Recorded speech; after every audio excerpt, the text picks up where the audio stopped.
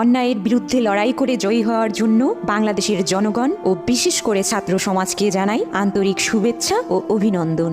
এখনো আমাদের লড়াই শেষ হয়নি। আমাদের নিশ্চিত করতে হবে যে আমরা যেন পাকিস্তানের পথে না হাঁটি, যেখানে সেনাবাহিনী সবকিছু নির্ধারণ করে। তাই বাংলাদেশের 16 কোটি জনগণের দাবি হওয়া উচিত, এক, অন্তর্বর্তীকালীন সরকার গঠন করতেই হবে। দেশের শাসন ক্ষমতা সেনার হাতে কোনো মতেই দেয়া যাবে না।